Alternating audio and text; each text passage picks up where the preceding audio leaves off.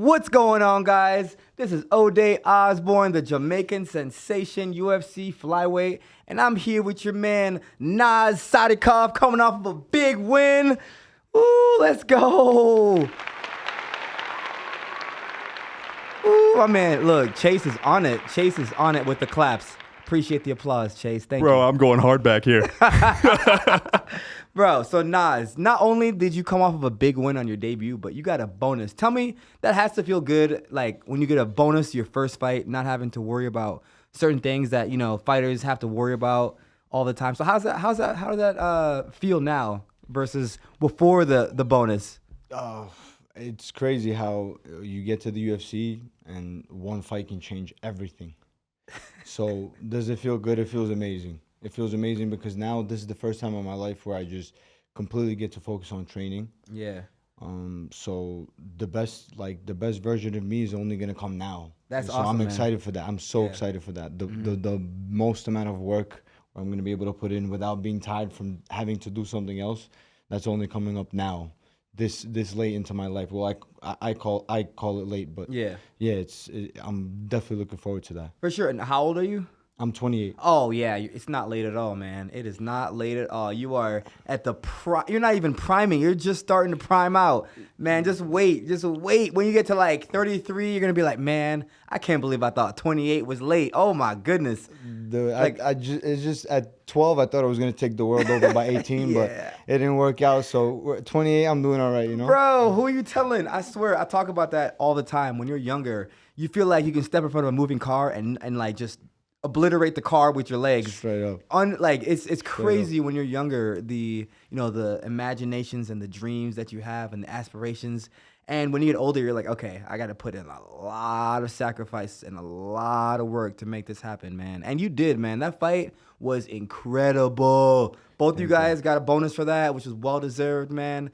That was a war. Chase, you got any footage or pictures from that? Yes, sir. There we go. Look at it. Man, he's going hard. Yeah, that that was, I think, in my opinion, the course that changed, like, because it was like back and forth, and when you hit that head kick, it was like boom.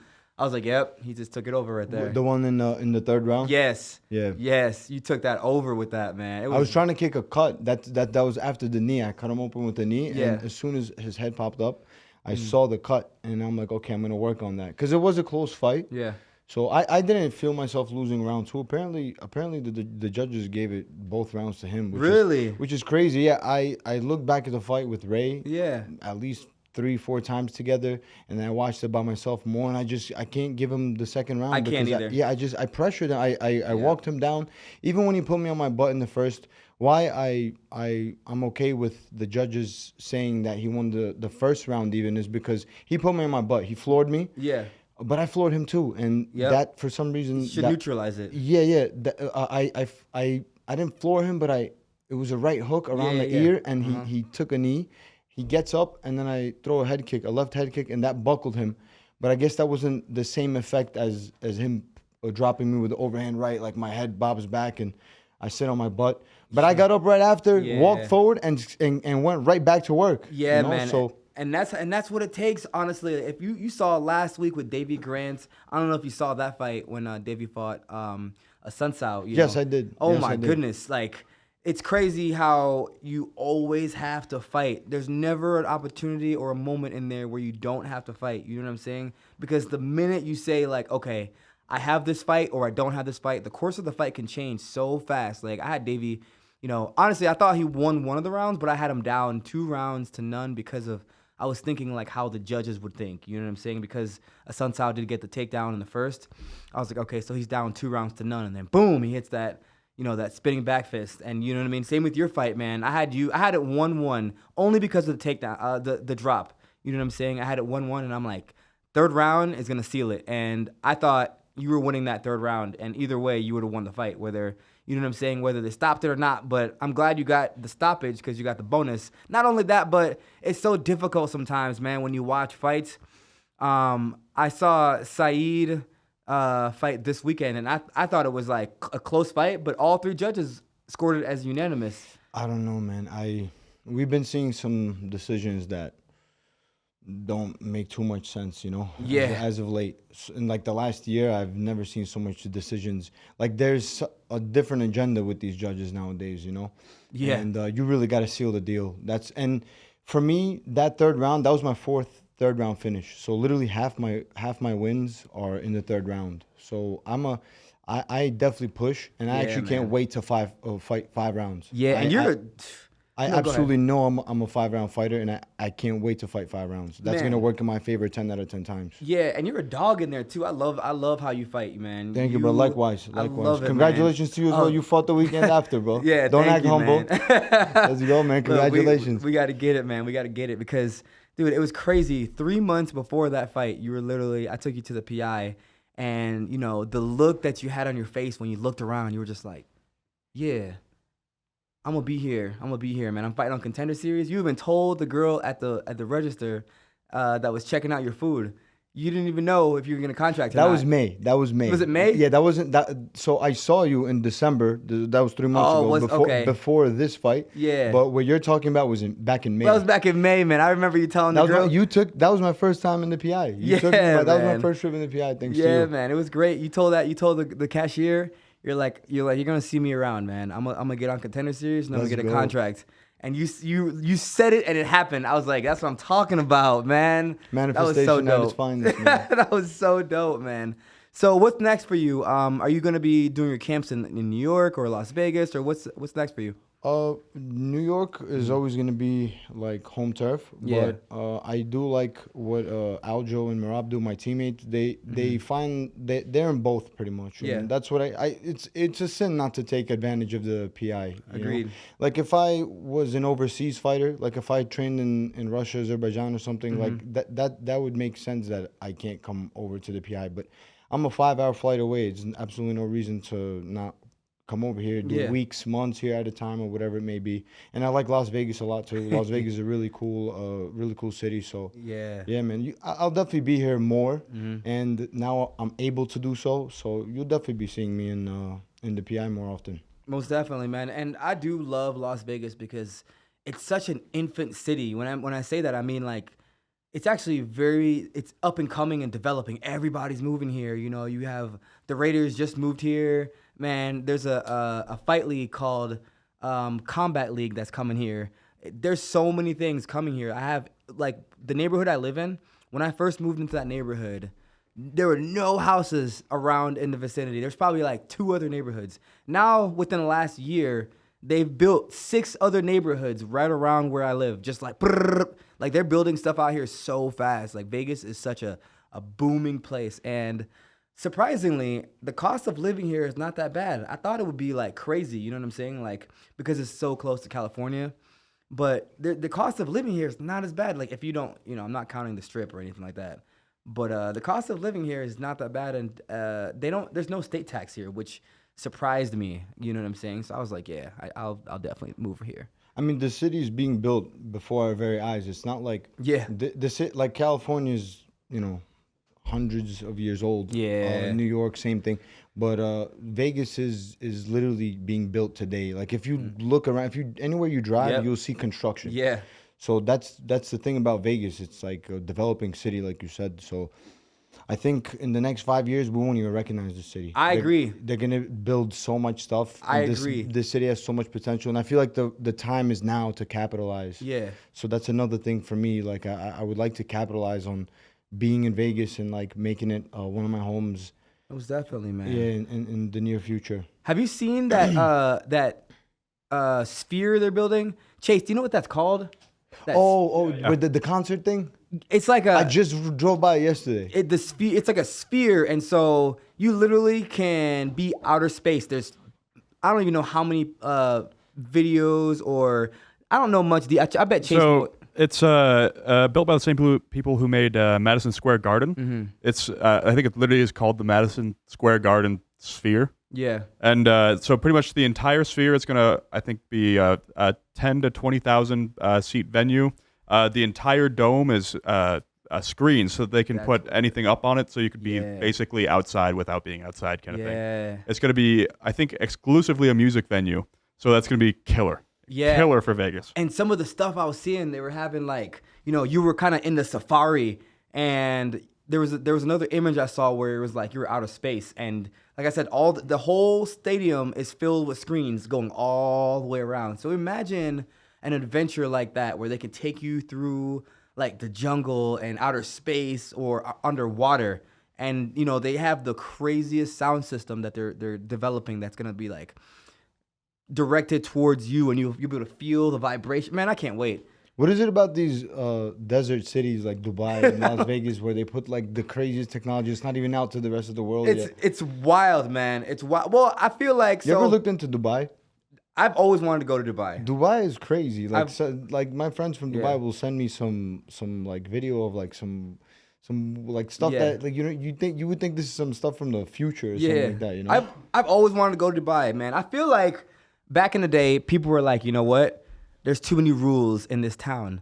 Let's go out into the desert, bring some people and go camping, and then we'll just like gamble and do whatever we want. And they started, just doing that over and over again. And then more people started coming along, and they're like, you know what? Let's just set up like a couple tents permanently. And then they were like, you know what? Let's build like one little house that we can come to, a vacation spot in Vegas where we can do whatever we want. And then all of a sudden it was another thing, another building. All of a sudden it's just becoming, you know what I mean? They're like, all right, we need to start adding some banks and some schools. You know what I'm saying? So I feel like that's probably what they did in Dubai, man. They're like, all right, we got all this money, but there's all these rules around us that prohibit us from doing X, Y, and Z. Let's just build a super city on the sand. Yeah.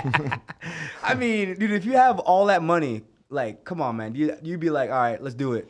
Honestly, when you're born into that kind of money, I don't know. I don't know what that's like. I don't know either, man. I wouldn't know how I would act, Yeah. Like, it's definitely different making money instead of, like, being born into crazy amounts of crazy wealth, Dubai is known for wealth, too. That's, like, the one place. Anytime you can't say Dubai without saying Ferrari. Straight up. For real. Up. If you listen to some of the people that live there, like the millionaires and stuff, like, you can have a pile of cash on your lap and you fall asleep on the street, like, you're not going to get robbed. Like, That's in the wild. States, you're not going to get robbed because everybody there is rich. Nobody really cares that you have $100,000. Yeah, that's like petty change.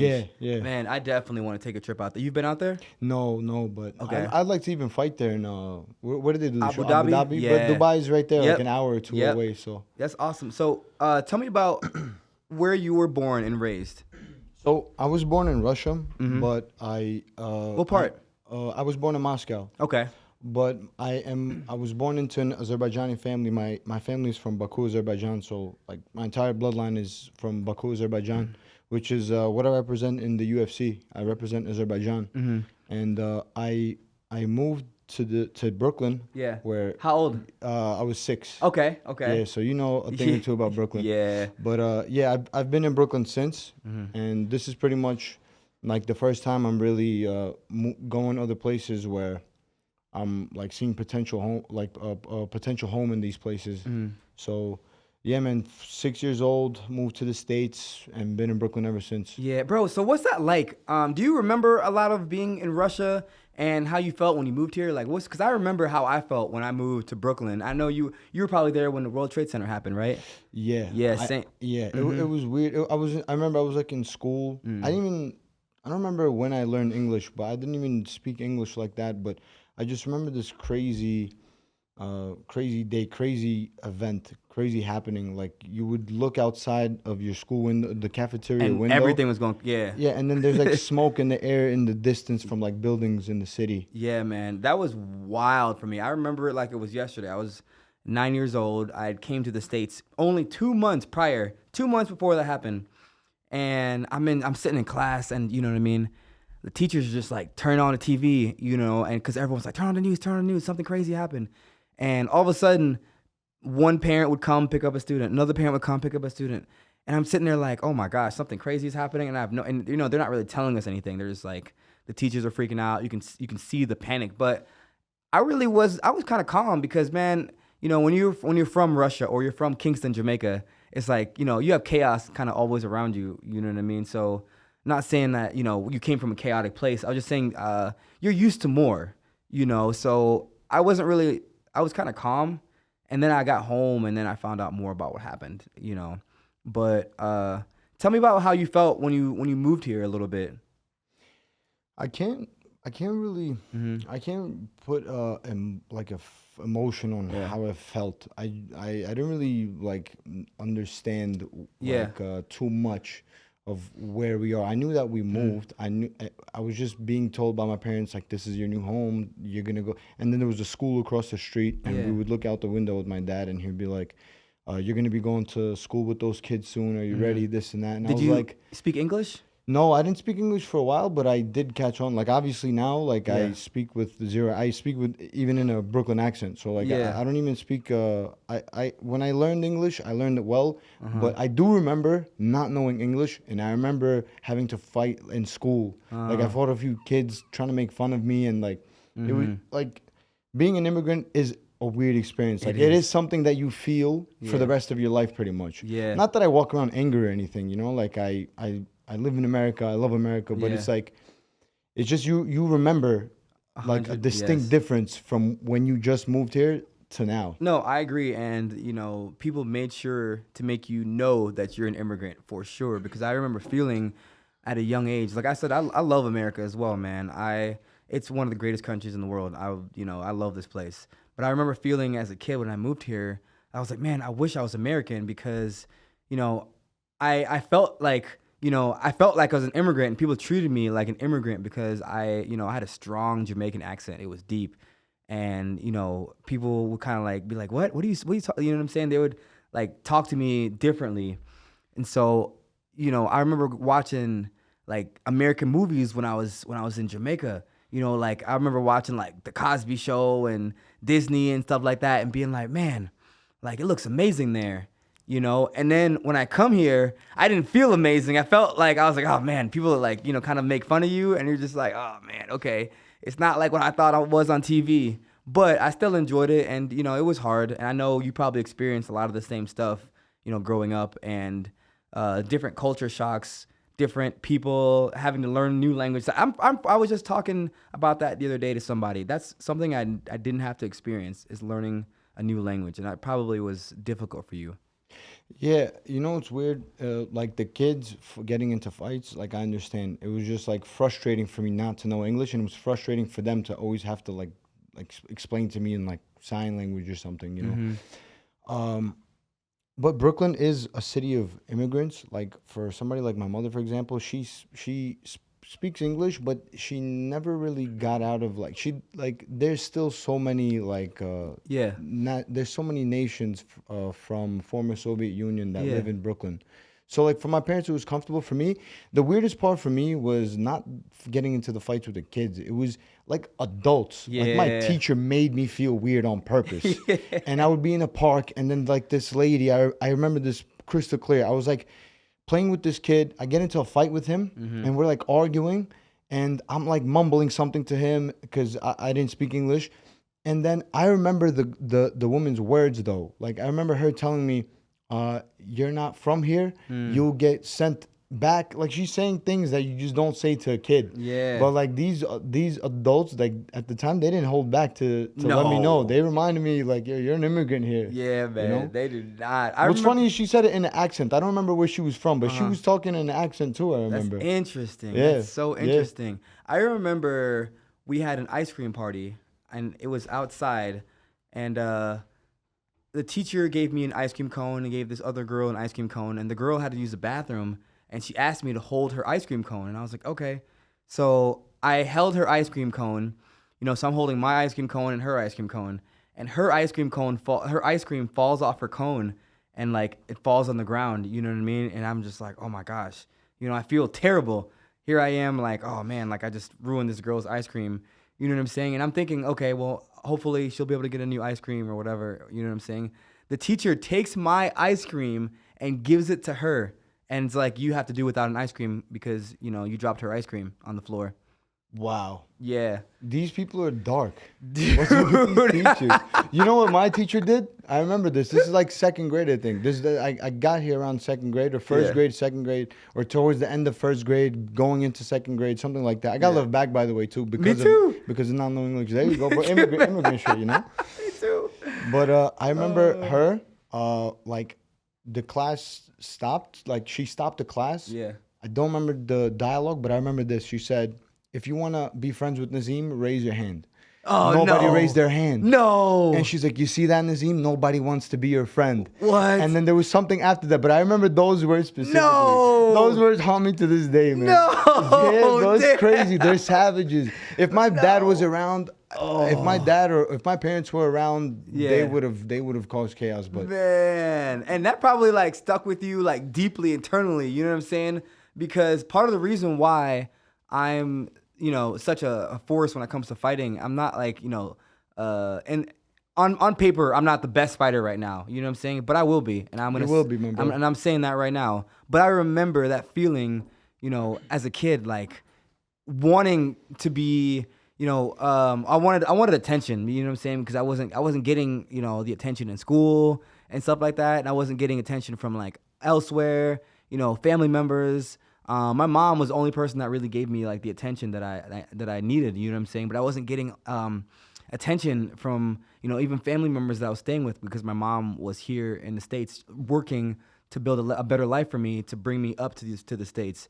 And I remember that feeling like, man, I was like, man, someday I'm gonna show people that I'm worth it. You know what I mean? And I'm gonna be great so that people will love me. I remember that feeling. There's definitely a chip on your shoulder, bro. I remember that feeling. But the downside to that is, at times, sometimes, some of those insecurities will come out from, I've recognized it in my past where, I've dated people that I shouldn't have maybe because, the certain insecurities from a child, was arise in my adult years. You really got to fight to mold that the other way. You really got, it's a lot of work. Yeah. And people don't understand that. Yeah. It's a lot of work to remold yourself and all 100. the things because when you're a kid, I'm not a psychologist, but when you're a kid, those things do stick with you forever and they mold you as an adult. And not that I walk around with some sort of like anger or something from a comment made in my childhood. I'm way beyond that, but still, like there was moments where they did hurt. It doesn't feel good at any age to be singled out like that. And be told like, yo, nobody wants to be your friend, you know? Man, of course. And not just that, but that's how your subconscious works. You know what I'm saying? Like, I don't know all the shit that affected me and how it affects me now, but I have an idea, you know what I'm saying? But subconsciously, we can do certain things in our life now because, we have grown past that. But some of the things we haven't, you know what I mean? But we sometimes haven't been able to like recognize why we do certain things. A lot of that's from our childhood, that just stuck with us. It's funny because now, I represent Azerbaijan. Like that's the flag that I walk out on. It's like I don't represent New York or something like that. Yeah. It's just we're not allowed to walk out with flags. Yeah. We have to decide what country we represent on the screen when they're displaying our name and stuff. So now it's like I read a couple comments and it's like, yo, this guy speaks great English, this and that. He came to America. And he thinks about Azerbaijan so much. If you love Azerbaijan so much, why don't you go back? It's like, the hell? Yeah, like, man. My dude, like growing up, it was like I was reminded constantly, like you're an immigrant here. Yeah. You're not. You're like singled out. You're an immigrant here. Now, I'm at this stage. Years later, now it's like, oh well, if you don't like it here, go back. It's like you can never win. Yeah, I get it, man. I get it. And that's why I've gotten to the point now where I don't even care anymore. Like probably my first, second, third, fourth-ish fights in the UFC, I definitely cared about all the things that people would say, man. People would go crazy and just say the craziest stuff. You know what I'm saying?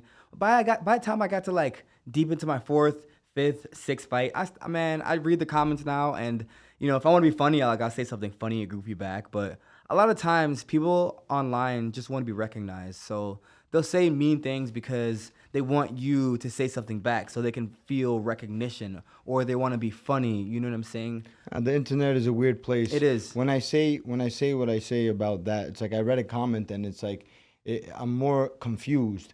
Not really that it bothers me or something. I don't care about the internet. I'm not really a social media guy anyway. I like to be low key. I like to keep to myself. Yeah.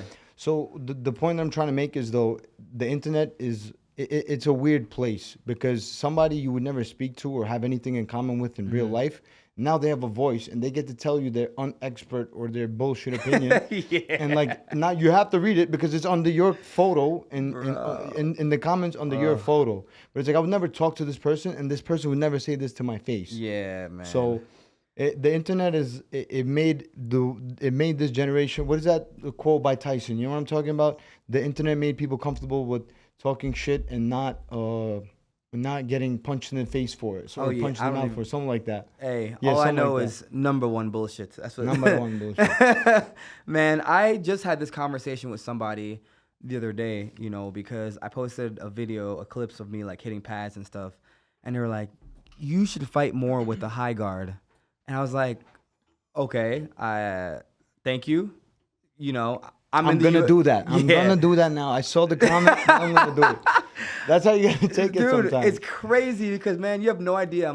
You have no idea how much work I put in to get to where I'm at and to do what I do. And for you, who not even close to where I am, to literally tell me what I should do and how I should fight is crazy to me. That's like me walking into a hospital and being like, "Yo, hey doctor, I don't think you know what you're doing, man. I think you should switch out that syringe and use a straw. Exactly. Use a straw, man." It's like the audacity, you know, and it makes no sense, because it's like, you're the fighter. You worked all your life for this. You went through I know that every fighter can relate to we all have a similar path in that we all go through being broke. We all go through heartbreak. We all go through tough times, injuries, self-doubt, all this stuff. We go through all the same qualities, and we're all molded in the same way. Some people are just, you know, stronger willed than others, but we're all molded in the same way. And here is this guy who's scared of his own shadow, telling me that I'm like this and like this and like that, sitting in his basement typing to me that I'm scared, or I'm losing, or I'm not good at this, or I'm not good at that. It just makes no sense. It makes no sense. The internet now makes zero sense, man. It's just a bunch of people. I like the memes, though. I'm here for the memes. I am here for the memes, man. Hey, I don't care. I think the UFC has the greatest sports memes. Like, greatest sports memes. Better than football, better than baseball, better than basketball. Yes. The UFC memes they reign superior. They reign superior. But you said something that I want to touch on. When you talked about people being like, "Oh, you know, I have depression, I have anxiety," and stuff like that, and, you know, they kind of, you know, use it as a crutch to not achieve the things they want to achieve. You know what I'm saying? And, you know, those things are real and true, but, you know, a lot of the times they have to recognize we all have depression, we all have anxiety. You know, I am mentally, I don't even know. Sometimes I'm just like, man, I am fucked up, you know? But I woke up this morning not feeling it. Yeah. You know, I just woke up this morning, and it was just naturally, you just had a sad state of being. But it's like, that just one day, you can easily take that and run with it and turn it into like a clinically depression state. You know? Yes. You don't have to go there. That's all I'm saying. 100%. Everybody's in 100% control of their emotion and 100%. and that aspect, I think. Yes, and like my point was, you know, we all have depression and anxiety. We just need to know how to combat it with certain things. So something I do, and you guys can probably do the same thing if you want, but something I do in the morning is, at least I try, you know, I keep a notebook and I write, you know, I talk to God first and I write down certain things I want to say to him. Mainly because when I write, I feel like it's more personal than when I think. You know what I'm saying? That's just me. But something I do is I just like thank God for the things that I'm grateful for. You know, I think about the things that I'm grateful for. I'm healthy. I'm young. You know, I fight for the greatest fight league in the world, making my dreams come true, certain things like that. I just, you know, and what that does for me, it just makes me start my day in a positive way. You Talking know what to I'm God saying? is power. Oh, man, it is so amazing. Talking to God is power, and if more people did it, more people would be able to control where their state of mind is. 100%. Sit down, talk to him. I don't know. I'm Muslim. You're probably whatever religion you are. I am. Sit down. Talk to him once, twice, multiple times a day, whatever you need, however much you need to do it, and just ask for the strength to endure this difficult journey. It's not easy for anybody. Yeah, you know? no, for real. It's not easy for anybody. Everybody's gonna go through trials and tribulations. Agreed. I think the depression thing, where you become clinically depressed, I think people drive themselves to there. I think a lot of people are comfortable with it. I think a lot of people want to be there. Well, they get caught in the snare of society. You know, it's a societal traps that, you know, they constantly set for you, that you're not good enough. You shouldn't be loved. You know what I'm saying? Like you sometimes feel that way because social media, for example, if you're a woman, all you see as a woman on social media is other women that, you know, put like, you know, boob jobs and get their ass done, and, you know, they look good. You know what I mean? Like, they look good. There's a lot of women on social media look good. Am I for like the fake stuff on social media? No, I'm not for it. But a lot of women look good. My point is, women who are natural then feel like, oh man, like that woman looks good. I need to get what she has. I hope all the natural queens out there. Yeah. I hope they don't feel that way, because I just understand that natural is still in. I love it, man. But the thing about it, the sad thing about it is they do feel like that. You know, women feel like they have to compete with other women that they, you know, a lot of times. 'Cause I've talked to a lot of women that they express their feelings to me. You know what I mean? And it definitely doesn't help when they see a lot of like the fake stuff online. They feel like, okay, I need to do that because they're doing it. You know what I mean? But I think it's like automatic. It is. You know what's crazy? Some of them are like even like 15 and they can't wait to turn 18 to do OnlyFans and to get their boob jobs and their butt jobs and all that stuff. It's crazy. It's crazy. Wild. It's like and it's happening like now. Like this wasn't like this even 15 years ago. No. This is now. This is like in real time. Yes. And it feels like it's getting worse and worse to the point where like what can a 19-year-old girl with 4 million followers, like what is going through her mind? Like, there's no such thing as adversity or losing or like breaking a bone or losing a fight. There's none of that. Not even that. Everybody in the world wants to sleep with you, and everybody in the world is ready to give you $10,000 just to be in a room with them. Not even that. Think about a 19-year-old girl who has 10 million guys just looking at pictures of her ass. Like, think about what that kind of effect, that kind of like just weird, just supernatural power. What's that doing to her? Like, just think about that's like, if you think on a psychological level, that can't be good at all. That can't be good at all. No, it's a cheat code. It's like a shortcut. You know, it's a shortcut to life, really. Yeah. I mean, like, think about how what you went through, right? Just think for a second about your journey. And you know, not that followers means anything, but like, what are you at? 15, 20? I'm at 15K. 15.8 or something like that. Yeah, some shit like that. And it's like everything you've been through just to get to 15.8. And like I said, followers doesn't mean anything, but you know that when somebody's 19 and they have 4 million followers and they didn't invent the iPhone or some shit. They just hot. They just have a big ass and big tits and just 4 million followers. Just chilling. Yeah. Like overnight. You know what I mean? I'm like putting out great content here at Sticky Paw Studio. Look at the studio, like, right you know, here. doing great things. Like, dude, I was an educator. You know what I mean? Working in a school, teaching kids. Like, love that stuff. You know, I want to like help the world and you know. And some girl with a butt is on a yacht in Dubai. Bro, you're dreaming of going to Dubai. Man, for real. Like, I'm fighting my ass off. Literally fighting my ass off to make money. Like, you know, to make myself happy and to be comfortable. And you know, some girls just flashing her tits like, I'm on a boat. Subscribe to my OnlyFans. Making money in your sleep. You know what though? Shout out to everybody. Man, you know? they're working the system, man. They're working the system. I'm them. telling you, man. They are working the system. But man, it's crazy, like you said, how things just have changed, because it was like social media. It's crazy. Social media used to be a thing where people say, like, you know what? Don't get a degree in communications because there's no work and no money in communications. Now, all the money is in communications. Yeah, like, people aren't going to college as much anymore. You know what I'm saying? Back then, getting a business degree was the thing. Now, shit, people are, looking up online social media and video blogs and shit like that and figuring out how they can make, the angles look nice and the video and the background and, how they can generate following. And some people pay like $3,000. You have no idea how many people hit me up online that ask me, they're like, hey, we'll give you 1 million or 2 million followers for $3,000. We own a company and we, blast your stuff through them and they blast your stuff.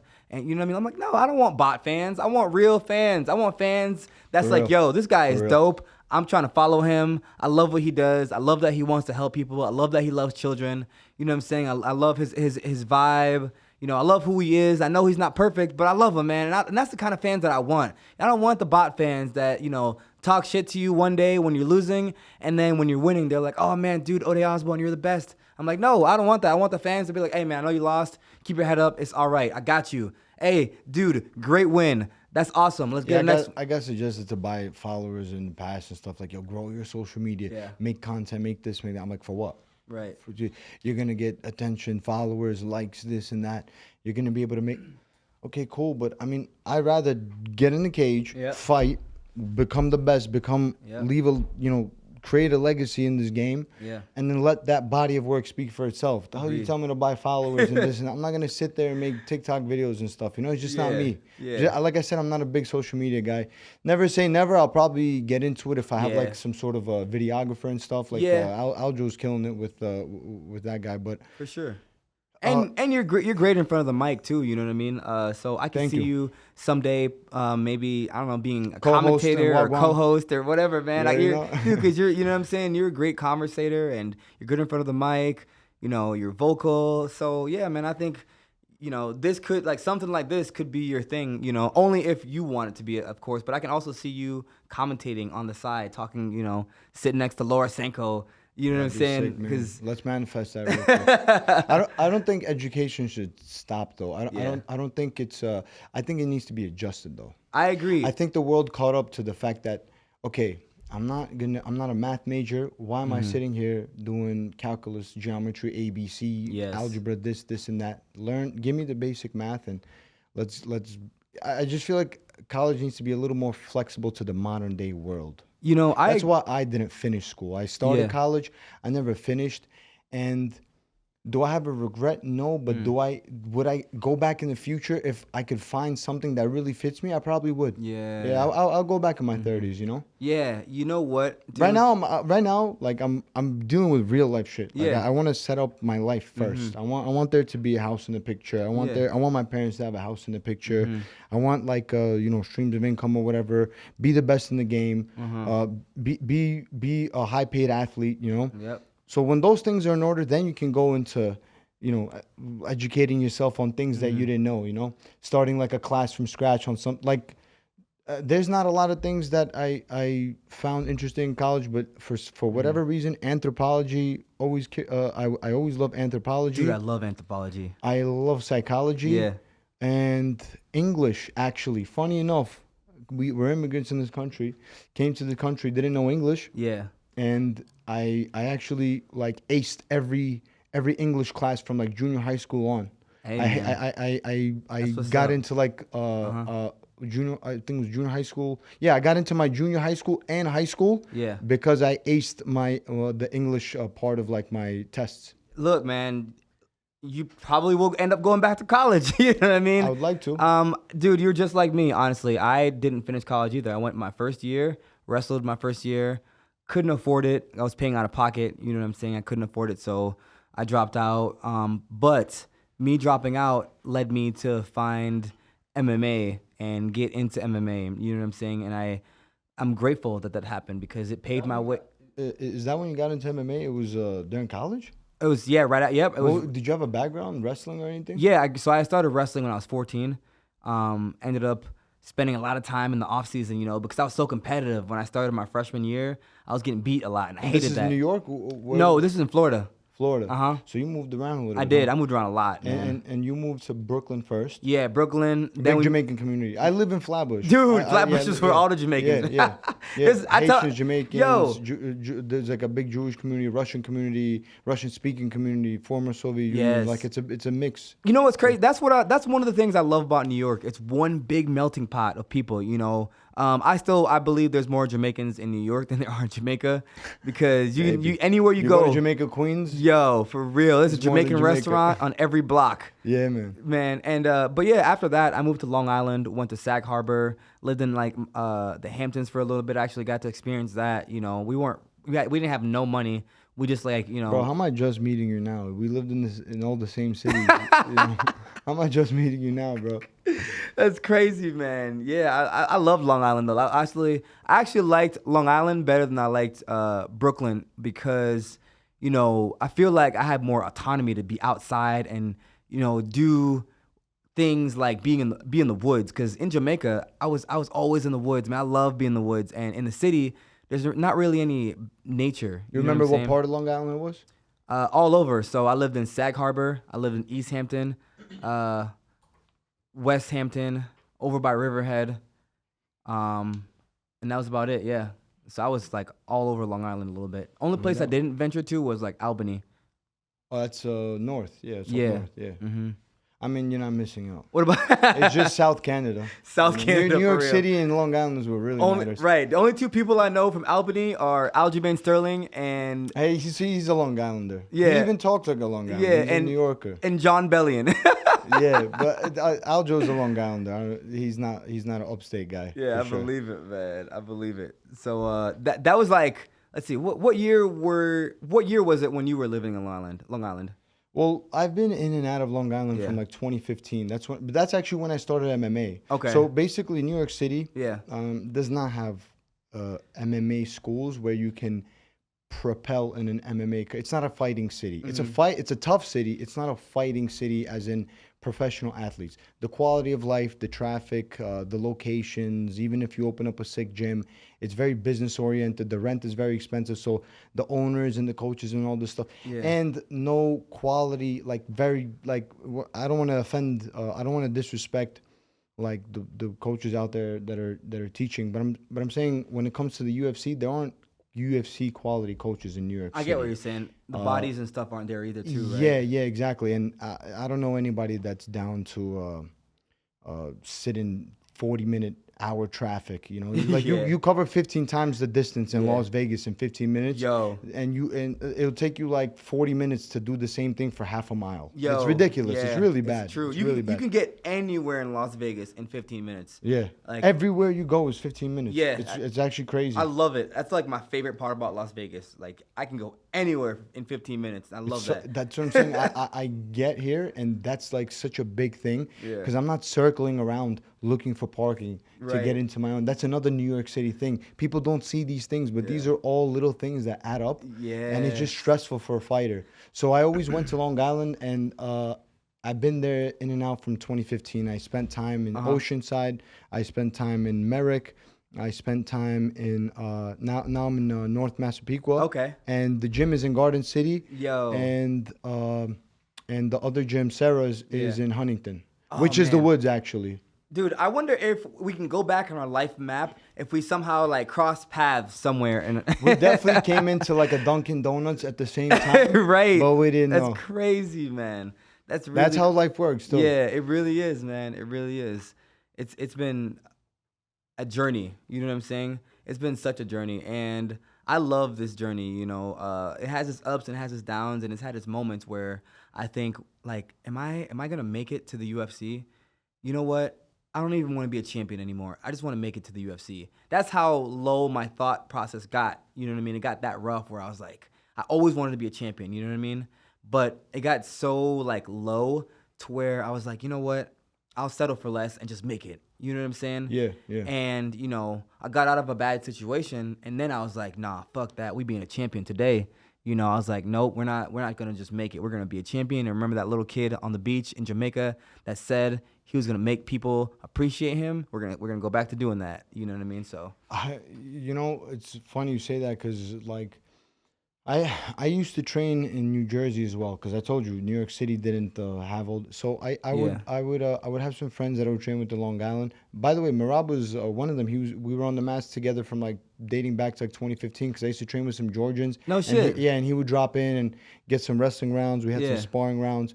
But who he is today and what he did on Saturday, like it's I'm so proud. Wow. I'm so happy for him. Wow. So proud. It Yes. means so much to him, and to see him go from like being in construction the whole day and then coming to the gym and training 3-4 hours. Like the guy is really the way he fought is exactly who he has been for his lifestyle. Yeah. So that brings me to my next point with the New Jersey thing. Like I used to travel from Brooklyn to New Jersey because that's where I found quality training at the time. It was Marrakesh stuff like Hey Dojo, great man, great coach.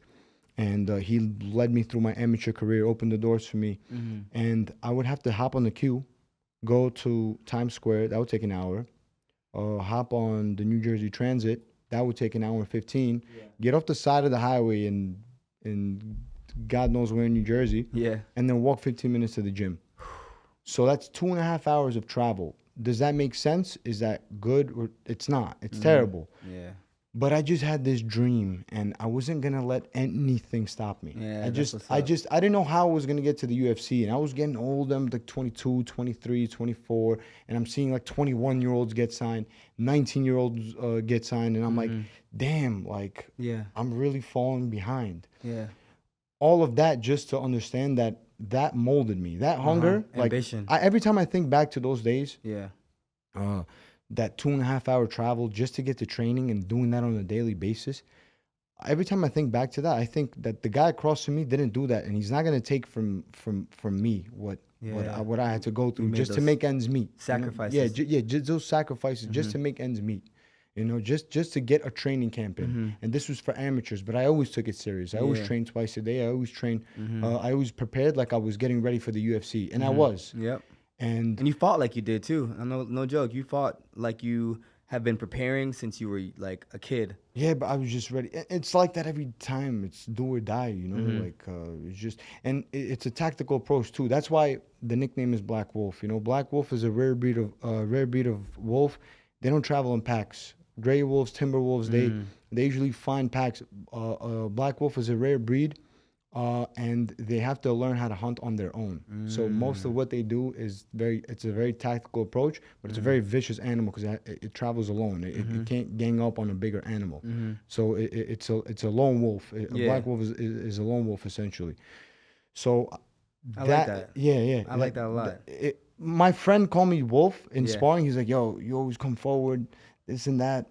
And I adapted the black wolf thing because that was like a rare breed of wolf. And black wolves, if you look it up, they're different. They have like longer legs. They're more athletic. Really? They run through lakes and stuff. Yeah. I actually like kind of studied this. I'm not a wolf specialist. Yeah. But that's definitely my spirit animal. My man out here, wolf degree. My man got his wolf degree. I dropped out of college, but I'm an expert in wolves. Hey, look, marine biology. Well, not marine biology, zoology, bro. Look, you know what I'm saying? Bro, I'm fascinated by wolves. I'm fascinated by wolves. That's my spirit animal for sure. It's like, it's a vicious animal. Yeah.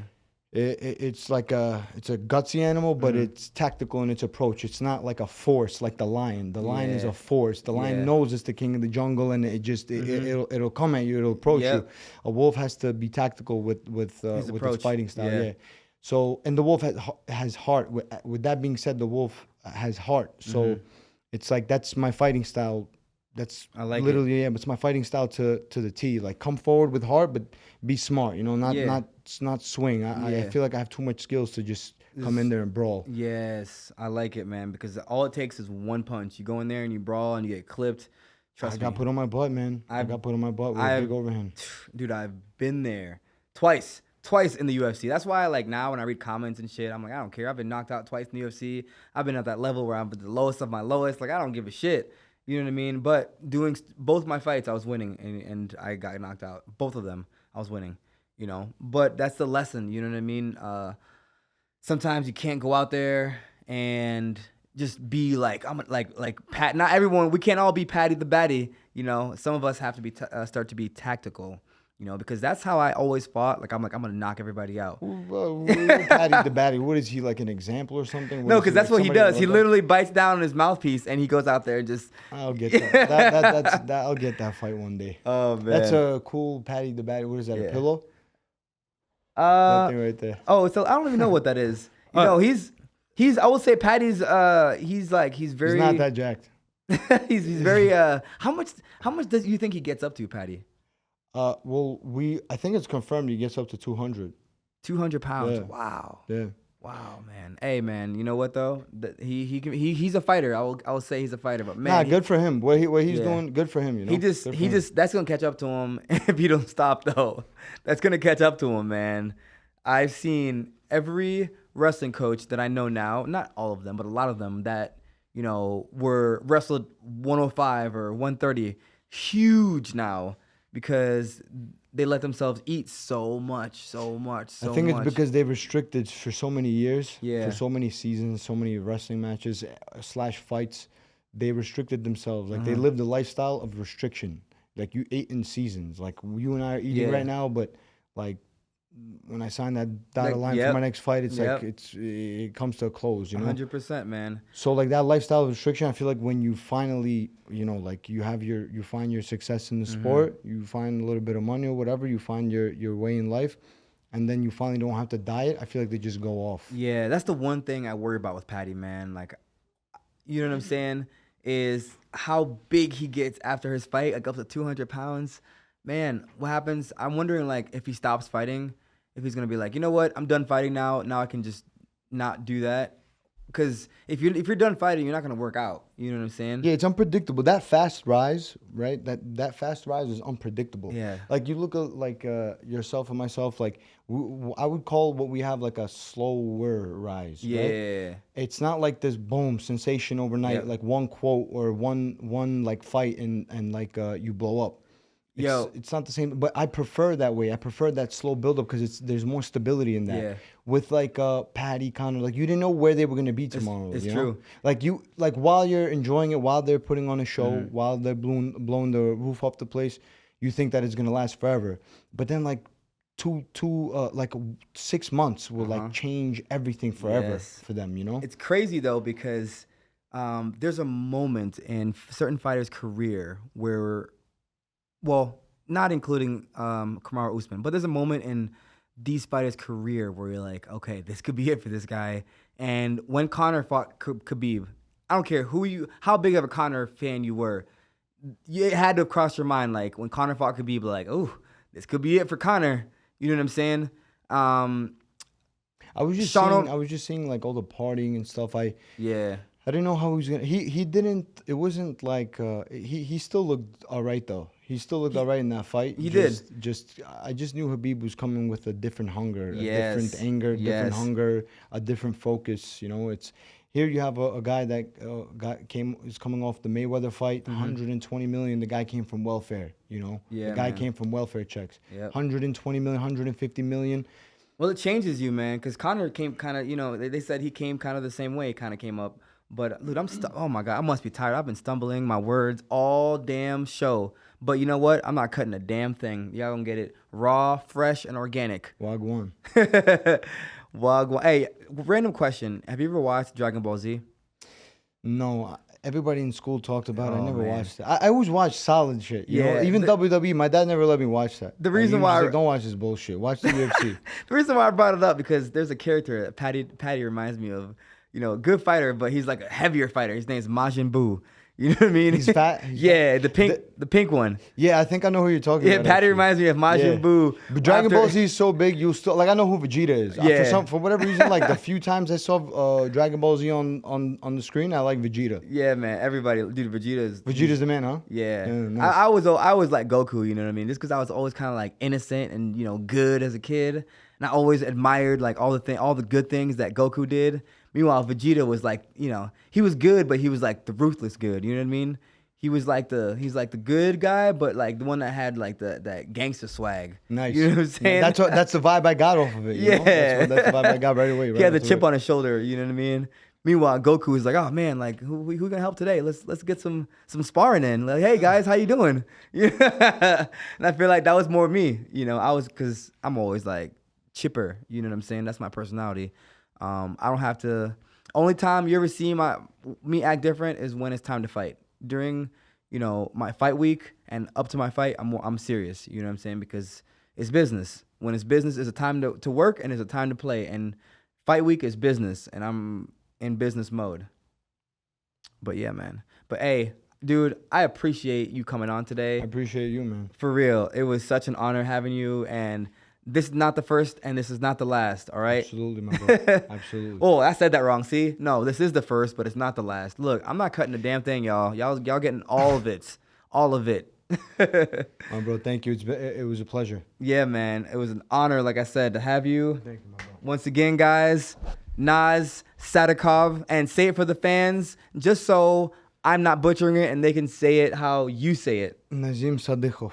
There we go. Good luck getting the accent down, you know? Good luck. Hey, man. Check this guy out. He is an amazing, amazing UFC fighter, and he's super exciting to watch, super entertaining. He puts on a show every time. This is what the sport is about, man. This guy right here, us, me and him, both guys in the UFC coming to fight.